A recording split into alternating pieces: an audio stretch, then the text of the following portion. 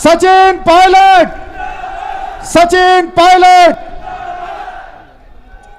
हेमाराम चौधरी, हेमाराम चौधरी।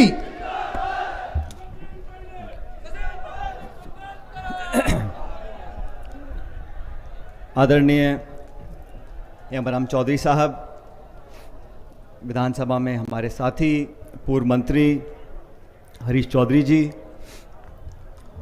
सुनीता जी, जोर सिंह जी, आदरणीय विकी देवी जी, सम्माननीय विजेंद्र ओला साहब, दीपेंद्र सिंह जी, मुरारी मीणा जी, रायन चौधरी जी, गोड़ा साहब, खिलाड़ी बैरवा जी, रूपराम मेघवाल साहब, पद्माराम जी, वीरेंद्र चौधरी जी, जी.आर. खटाना साहब, पी.आर. मीणा जी, हरीश मीणा जी, राकेश पारिक साहब, सभी लोगों का नाम मैं इसलिए ले रहा हूँ कि आज के कार्यक्रम में राजस्थान का शायद कोई हिस्सा बचा होगा जहाँ से हेमाराम जी और उनके परिवार को संबल और सम्मान देने के लिए हमारे साथीगण आज बाड़मेर नहीं आए हैं। वेद सोलंकी जी, गिरिराज मलिंगा जी, सुरेश मोदी साहब, सभी विधायकगण, राम निवास गावड़िया जी, मुकेश भाकर साहब, इंद्राज गुर्जर जी, हीरालाल जी, फतेह खान साहब, महेंद्र चौधरी जी, सी डी देवल साहब, गफूर खान जी, समा बानो जी, आजाद सिंह जी, विद्याधर जी, करण सिंह उच्चाड़ा साहब, सुभाष मील साहब, मनीष यादव जी, निर्मल चौधरी जी, राणा राम जी, प्रियंका मेघवाल जी, गोपाराम जी, अभिमन्यु पूनिया जी, अनिल चोपड़ा साहब और सभी प्रधानगण, आज के इस विशाल कार्यक्रम में मौजूद आदरणीय बुजुर्गों, माताओं, बहनों, नौजवान साथियों, प्यारे दोस्तों, आज मैं आप सबका बहुत बहुत धन्यवाद देना चाहता हूं कि आप सभी लोगों ने इतनी बड़ी तादाद में इस भीषण गर्मी में, तपती धूप में आप सब यहाँ पर आज इस खूबसूरत कार्यक्रम के गवाह बने। मैं धन्यवाद देना चाहता हूँ सुनीता जी का, उनके पूरे परिवार का, हेमाराम जी का, कि इन्होंने आज बाड़मेर को, मारवाड़ को एक ऐसी सौगात दी है जो मैं समझता हूँ आने वाली कई पीढ़ियों तक नौजवान बच्चे बच्चियाँ याद रखेंगे। और एक मिसाल आपने आज कायम की है। हेमाराम जी के बारे में सभी वक्ताओं ने अपनी अपनी बात रखी और जितने हम सब लोग मंच पे बैठे हैं उससे ज़्यादा अच्छी तरह से हेमाराम जी को आप जानते हो। और हेमाराम जी के साथ राजनीति करने का हम सबको अवसर प्राप्त हुआ। मैंने बहुत से लोग देखे राजनीति में, पक्ष में, विपक्ष में, प्रदेश में, देश में, हर पीढ़ी के, हर किस्म के। लेकिन मुझे कहने में कोई संकोच नहीं है कि राजस्थान के अलावा देश में इस प्रकार का राजनेता बहुत कम पैदा हुआ है जिसने अपने कार्यशैली से, अपने विनम्र स्वभाव से, अपनी बोली से उन लोगों का मन भी जीता जो उनके विरोध में खड़े होते थे। अपनों को साथ लेना बहुत आसान है, लेकिन जो विरोधियों का मन जीत लेता है वही लोग असली मायने में राजनीति करते हैं देश में और एक आयाम कायम करते हैं। तो मैं यहाँ पर आज बहुत खुश हूँ कि स्वर्गीय वीरेंद्र जी के नाम पर जो ये हॉस्टल बना है, 80-85 कमरों का बना है, जिसका लोकार्पण हमने किया, उनकी मूर्ति की स्थापना हुई है। और इस परिवार ने जो कुछ किया, मैं समझता हूं कि एक परिवार के 2, 5, 10 लोग नहीं कर सकते। जब तक उस परिवार के पीछे लाखों लाख आप जैसे लोग नहीं खड़े हों, किसी परिवार की हिम्मत नहीं होती। हम सब दान पुण्य करते हैं, हम सब अपने घर वालों से प्यार करते हैं, लेकिन सामाजिक चेतना जगाने के लिए, इतिहास कायम करने के लिए जिस संकल्प शक्ति की जरूरत होती है वो आप लोगों की प्रेरणा से आता है। इस लोकतंत्र में जनता की ताकत को हम लोग आंकते हैं सिर्फ मतदान के दिन। लोकतंत्र है, बटन दबाएंगे, मशीन बोलेगी, हारेंगे, जीतेंगे। लेकिन लोकतंत्र में आवाम की जो ताकत है वो लगातार 5 साल तक काम करती है। और इस देश की राजनीति में भावना और जज्बात बहुत महत्वपूर्ण है।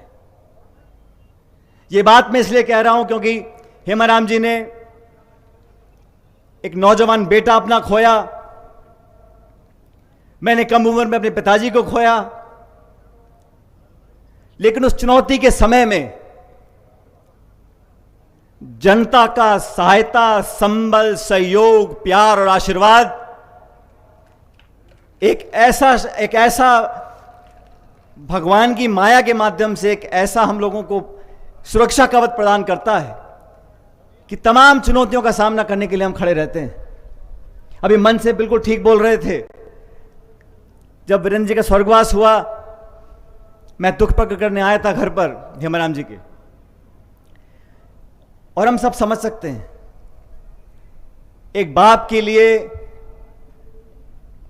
बच्चे को खो देना शायद दुनिया में इससे बड़ा कोई दुख नहीं हो सकता, लेकिन ये ऊपर वाला ही है जो उस दुख का सामना करने के लिए इंसान को शक्ति देता है।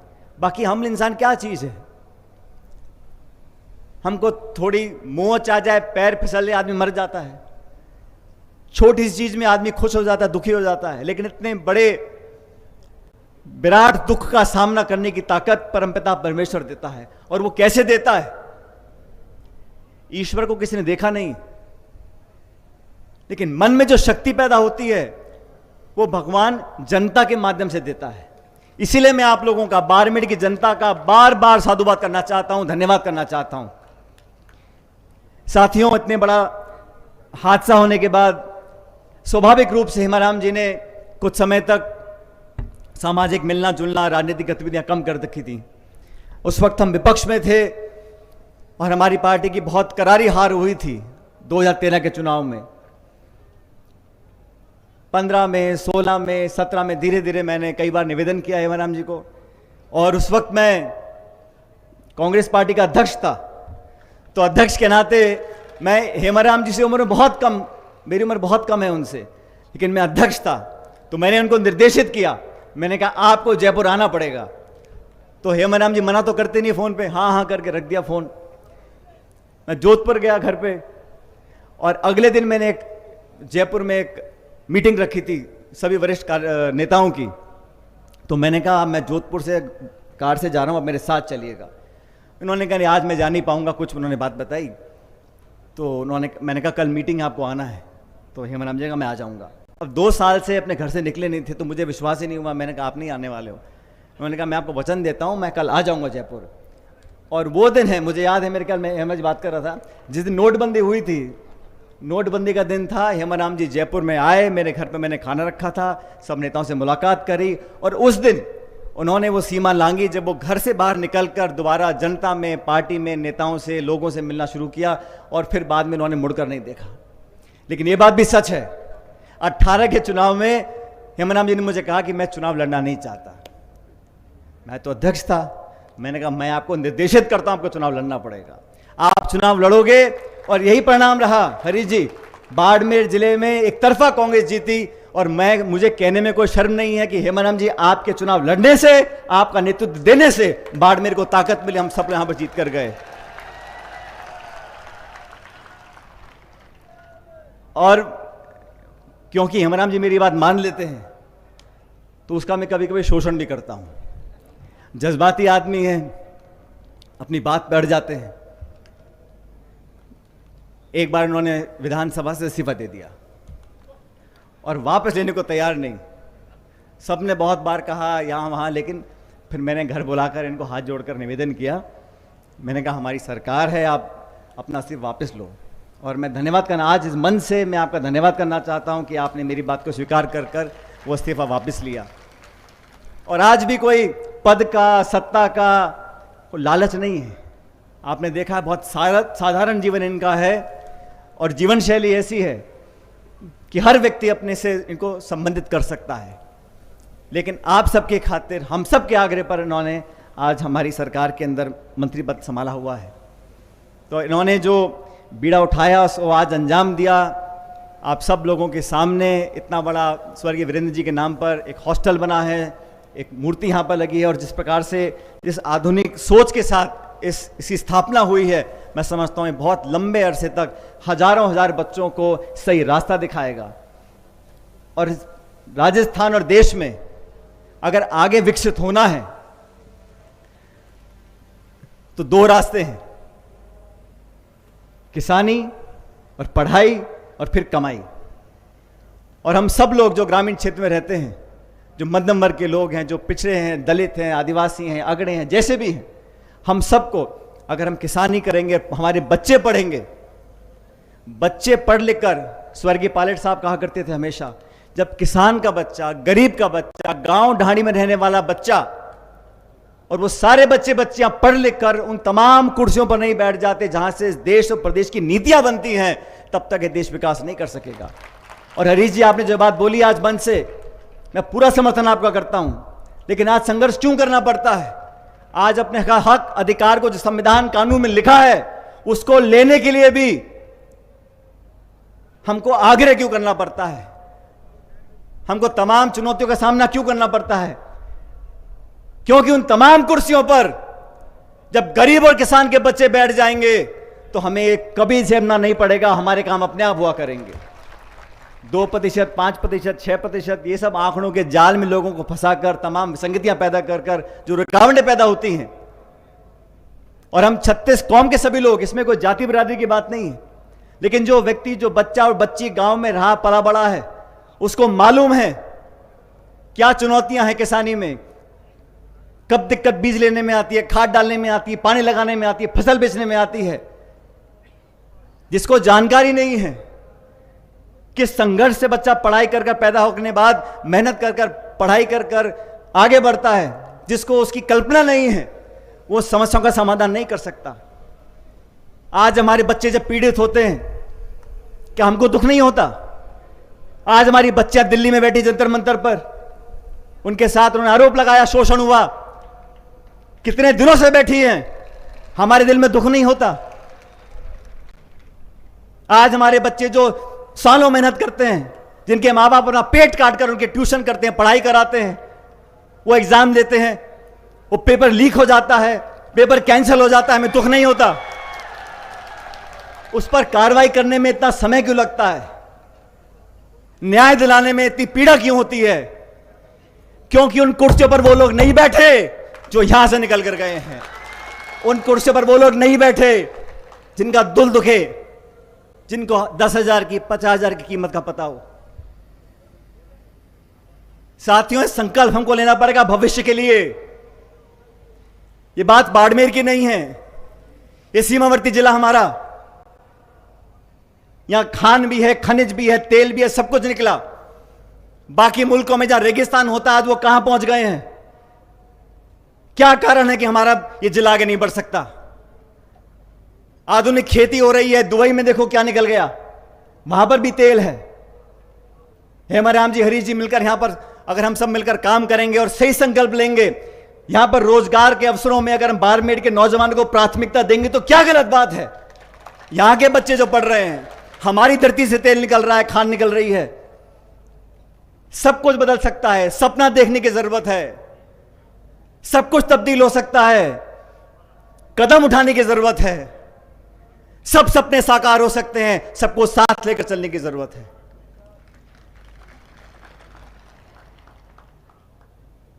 नौजवानों का यह देश, नौजवानों का यह प्रदेश, नौजवानों की ऊर्जा, इनकी संकल्प शक्ति, इनकी ताकत, इनका देह, ये किसी के मोहताज नहीं है।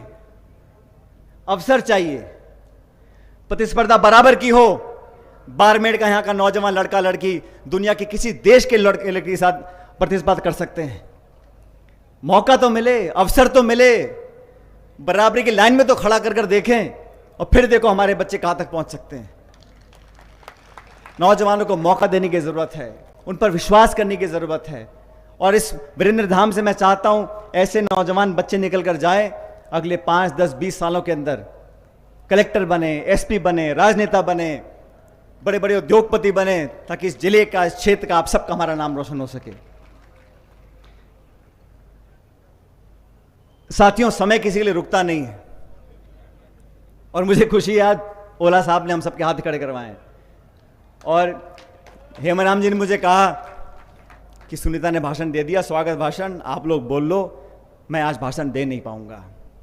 और उन्होंने कहा मैं बहुत भावुक हो जाता हूं। मैंने कहा हेमाराम जी, ये सब लोग यहाँ पर आज आपकी 2 लाइन सुनने के लिए आए हैं और मेरे बाद मैंने भी इनको निवेदन किया है, यहाँ आपसे बोलेंगे, राम राम करेंगे, आपका धन्यवाद करेंगे, क्योंकि हेमाराम जी संकोच करने वाले व्यक्ति हैं, थोड़ा बहुत इनको हमें धक्का देना पड़ता है। और आने वाला समय आप सबका समय है। आने वाले समय में तमाम संभावनाओं को हमें कामयाब करना है। जो कुरीतियां हमारे अंदर हैं, आज देश प्रदेश में कहीं लूटपाट होती है, भ्रष्टाचार होता है, उसके खिलाफ हमें आवाज बुलंद करनी पड़ेगी। मैंने भ्रष्टाचार के खिलाफ आवाज बुलंद करी। हो सकता है किन्हीं लोगों को बात पसंद नहीं आई हुई हो, लेकिन मुझे कोई परवाह नहीं है। मैं भ्रष्टाचार के खिलाफ अपनी लड़ाई लड़ता रहूंगा और आप सब लोगों के लिए, क्योंकि दीमक की तरह हमको यह भ्रष्टाचार खा रहा है।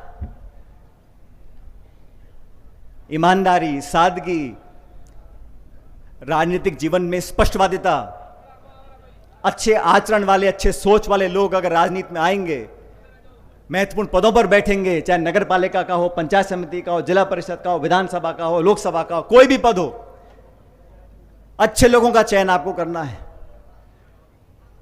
साफ सुथरी छवि के लोग राजनीति में आएंगे।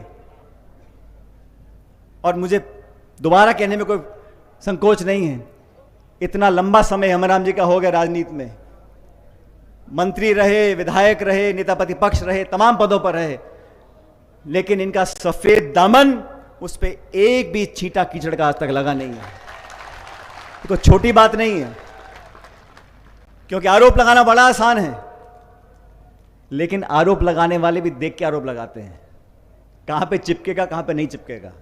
तो हेमाराम जी पे कोई चिपक नहीं सकता, आप कुछ भी कहते रहो, क्योंकि विश्वास कायम किया। इसलिए साथियों, बहनों, भाइयों, मैं एक बार पुनः हेमाराम जी का, सुनीता जी का बहुत धन्यवाद करना चाहता हूं और उम्मीद करता हूं कि इस जिले के अंदर कई बार यहां पर मेरा आना रहा, हम विपक्ष में रहे, सत्ता में रहे, लेकिन आज भी मुझे खेद है कि जिस प्रकार का रवैया दिल्ली का है, हमारे जो सीमावर्ती जिलों के जो गांव हैं, आज वहां विकास लगभग ठप है।